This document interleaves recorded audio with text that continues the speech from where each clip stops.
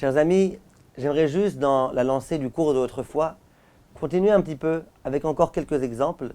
Et comme ça, après, on pourra, Bezrat Hashem, bien continuer. Quand on vient choisir un emploi, on vient choisir un travail. On avait dit le cours précédent, il faut choisir un travail qui nous plaît. C'est évident. Il y a des gens, par exemple, qui aiment beaucoup quelque chose, mais ils n'arrivent pas. C'est trop difficile pour eux. Ils aiment, ils aimeraient, mais ils n'arrivent pas. Ils n'ont pas les capacités pour le faire. Quelqu'un aimerait être médecin, et il a beau essayer, à chaque fois il échoue aux examens. Donc il ne pourra pas être médecin. Donc lui, il est obligé malgré tout d'avoir une ishtadlout de Parnassa. Donc il va devoir se résigner à faire autre chose qu'il aime un petit peu moins. Ça, c'est un premier genre. Il y a des gens qui, j'allais dire, ils n'ont pas besoin d'argent. Je sais pas, ils sont très très riches, ils sont des enfants de milliardaires, ils ont reçu des grands héritages. Ils peuvent, eux et leurs enfants, leurs petits-enfants, vivre sans avoir besoin de travailler un instant. Ils sont très riches.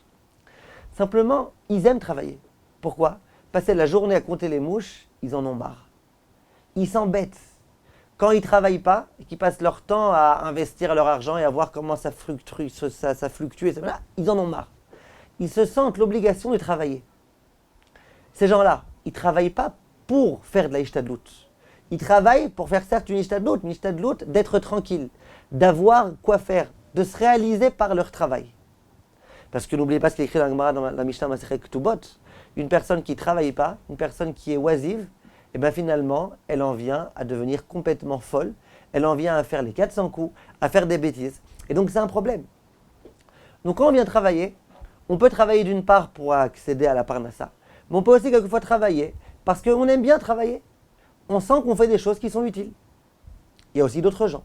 Il y a des gens qui travaillent dans quelque chose dont ils sentent que c'est une mitzvah. Il y a des gens, ils ont besoin même peut-être de Parnassa, mais ils sentent que ce qu'ils font, c'est quelque chose de très grand. Il y a des gens qui sentent que, par exemple, ils sont dans la recherche et ils sentent que le monde entier a besoin d'eux.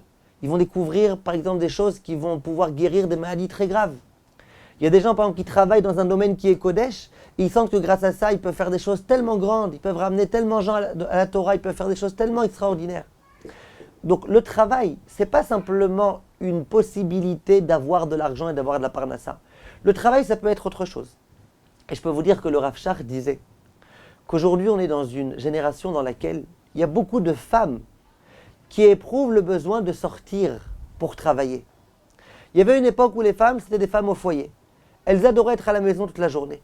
Disait le Rav Shach, attention, aujourd'hui les femmes qui vont travailler, certaines d'entre elles n'aiment pas travailler mais elles le font pour la Parnassa. Il dit mais beaucoup de femmes éprouvent le besoin de sortir travailler. Pourquoi ? Parce qu'à la maison, elles s'embêtent. Passer leur journée à être toutes seules à la maison, en tout cas toute la matinée quand les enfants sont à l'école, et passer leur journée à changer les enfants, et à préparer à manger, à faire la vaisselle, et à étendre le linge, etc. Il y a des femmes qui, au bout d'une journée, elles n'en peuvent plus.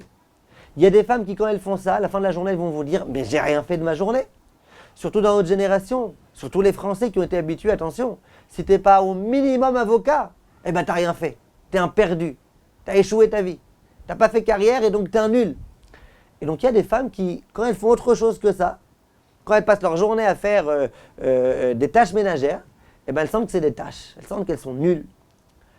Et donc, il y a beaucoup de femmes, mais attention, le Rav Shach, il ne parlait pas qu'aux Françaises, il parlait même aux Israéliennes.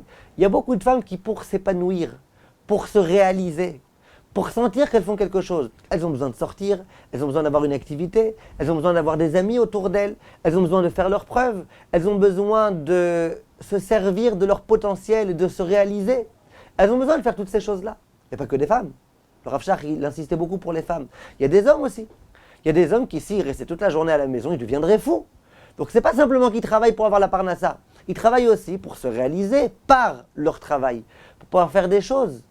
Il y a des gens, par exemple, qui sont des artistes. Mais s'ils ne faisaient pas des œuvres d'art, eh ben, ils ne pourraient pas se réaliser.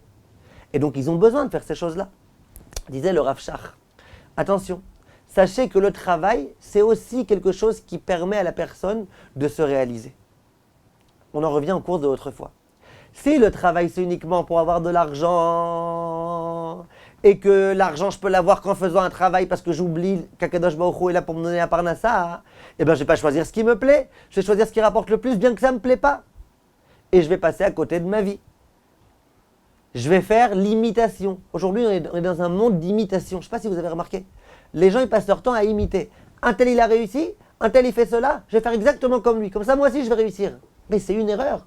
Lui il a réussi avec ses potentiels. Toi avec les tiens il faut que tu réussisses. Arrête d'imiter. Si tu imites l'autre tu vas passer à côté de ta vie.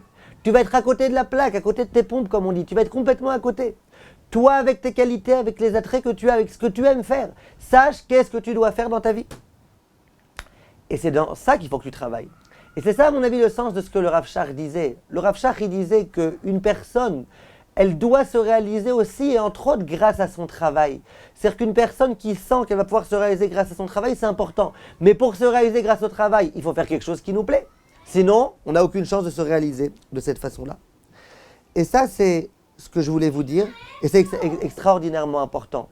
Je me rappelle une fois, quand je commençais à donner des cours et que je commençais à avoir, Baruch Hashem, des élèves, une fois il y a un élève qui est venu me voir et qui m'a dit « Rav, il faut que vous vous occupiez de mon Shalom Bayit ». Alors je me suis demandé, mais pour l'instant moi je ne suis pas encore dans le Shalom Bayit, moi je suis en train d'étudier la Torah, je commence à donner des cours. Quel rapport maintenant m'occuper de couple? Et puis est-ce que Bichlal, c'est quelque chose qui me convient? J'ai été voir un Rav à ce moment-là pour lui demander conseil. Je lui ai dit « Rav, qu'est-ce que vous me dites? Vous avez beaucoup d'expérience, dites-moi ce que vous en pensez ». Il m'a dit, mais écoute-moi bien, Habibi, d'abord une seconde. Avant toute chose, est-ce que ça te plaît? Est-ce que ça va te plaire d'être assis dans une pièce dans laquelle il y a un couple, et le couple, chacun va dire ce qu'il a à dire, chacun va raconter ses salades, chacun va amener ses ordures à table? Est-ce que ça te plaît ou pas? Est-ce que ça te plaît, par exemple, de voir ensuite que grâce à toi, ils vont mieux se sentir? Est-ce que tu aimes ça? Est-ce que tu aimes apporter aux gens? Ou est-ce que tu n'aimes pas? Bien sûr, il faut savoir d'abord que tu as les compétences. Mais avant toute chose, ça te plaît ou ça ne te plaît pas? Tu te sens être dans ton élément quand tu fais ça ou tu te sens être out? Si tu sens que ça ne te convient pas du tout, eh ben, ça veut dire que ce n'est pas fait pour toi. Alors, envoie ces gens-là chez des personnes qui aiment faire ça. C'est sûr que c'est quelque chose qui est important. Autre exemple, quand j'ai commencé, à nouveau, je vous raconte un petit peu ma vie, mais c'est important. Quand j'ai commencé à donner des cours, à un moment donné, la force des choses fait que quand on répond à des questions de halakha, en particulier des questions de pureté familiale, il y a un concept qui s'appelle le shimouch. C'est quoi le shimouch? Le shimouch, c'est de s'asseoir à côté d'un rave, au moment où lui-même répond aux questions, et voir comment il répond aux questions. Quelles questions il pose au questionneur pour arriver à la conclusion. Voir tout type de couleur, est-ce que ça me considère que c'est du sang ou pas, etc., etc., etc. Pour être rave qui répond aux questions, il faut passer par là. Donc moi, j'ai été faire ce shimouch, entre autres rabbanim, chez le Rav Brandsdorfer, le fils d'un des Gdoléador qui est décédé il y a quelques années. Et à un moment donné, je lui ai dit, regardez, la vérité, moi, je me pose des questions parfois. Jusqu'à présent, j'étais dans mon étude. J'étudiais des heures et des heures et des heures et des heures. Maintenant, rien que pour faire ce shimouch, il faut que je fasse ma Gemara et que je vienne. Et puis ensuite, j'imagine, le nombre de questions que je vais devoir répondre. Eh ben, finalement, je vais devoir un petit peu moins étudier. Comment je sais si c'est ça qu'Hachem attend de moi? Comment je sais si c'est fait pour moi? Le Rav m'a dit, tu sais ce que mon père m'a dit? Mon père m'a dit que le simple fait que tu viennes, que tu aies envie, que ça te plaise, que ça te plaît tout ça, ça te plaît d'être en contact avec des gens, de répondre aux questions, d'aider les gens, ça te plaît. Le simple fait que ça te plaise, c'est la preuve que c'est ce qu'Hachem attend de toi. Noir sur blanc, maintenant c'est pas un rabbin moderne de je sais pas exactement quelle ville de France, non. C'était l'un des Gdoléador, un Rav Chassidi, un Rav dont on ne pouvait pas du tout dire de lui qu'il était fermé, un Rav très mahmir dans tout d'ailleurs, ceux qui connaissent, c'était qui le Rav Brandsdorfer. Mais le Rav Brandsdorfer, il a compris, c'est ça la Hashkafa de la Torah. Si tu aimes faire quelque chose, tu sens qu'il y a quelque chose de positif que tu aimes faire, c'est que tu es fait pour ça. Quelqu'un d'autre a été voir un jour le Rav Eliashiv. Il lui a dit, Kvod Harav, moi je ne sais pas quoi étudier. Parce que d'une part, je sais que l'essentiel quand on étudie la Gemara, c'est étudier la Gemara Beyoun, avec tous les Ktsot Achoshen, et les Maharsha, et Reb Chaim de Brisk, et Reb Shimen, etc. Je sais que c'est ça l'essentiel de l'étude. Mais moi, j'aime pas. Moi, j'aime étudier les Agatot.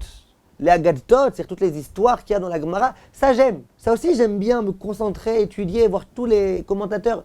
Mais moi, c'est ça que j'aime. Le reste, j'aime pas. Qu'est-ce que je fais? Le Rav lui a répondu, En Adam Lomed, et là, il faut chez Libo Chafetz. C'est un enseignement de Chazal. L'homme doit étudier ce qui lui plaît. On aurait dit, mais non, si ça te plaît, eh ben c'est que c'est pas ça qu'Hachem attend de toi. Il faut que tu te casses la tête, il faut que tu ailles à l'encontre de ta nature. Il faut que tu égorges ton ratson.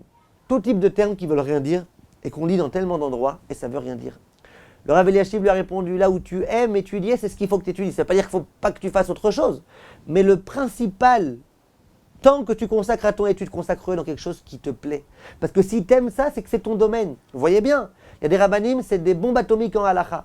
Et il y a des rabbanim, c'est des bombes atomiques en gomara. Et il y a des rabbanim, c'est des bombes atomiques en agatta. Ça veut dire quoi? C'est-à-dire qu'il y en a un qui a senti qu'il était bon pour la halacha, et bien il s'est investi à fond dedans. C'est ce qu'Hachem attendait de lui. Hachem n'attendait pas de lui de faire autre chose, il attendait ça de lui. Et celui qui a une bombe atomique dans autre chose, parce que Hachem y attendait ça de lui. Arrêtons de penser sans arrêt que nos envies, elles sont négatives. Arrêtons. Nos envies, c'est Hachem lui-même qui les a créées. C'est Hachem lui-même qui les génère au quotidien. Apprenons à nous écouter. Et je vous promets, je ne suis pas en train de vous faire du coaching. J'ai autre chose à faire que ça. Je ne suis pas en train de vous faire du coaching. Vous trouverez d'autres rabbanim qui feront ça mieux que moi. Je suis en train de vous dire le Ratson à Torah. Qu'est-ce qu'Hachem attend de nous? Hachem attend de nous qu'on apprenne à se connaître et qu'on essaye de se réaliser dans les choses qu'on aime accomplir. À la prochaine fois, Bezrat Hachem, merci de votre attention.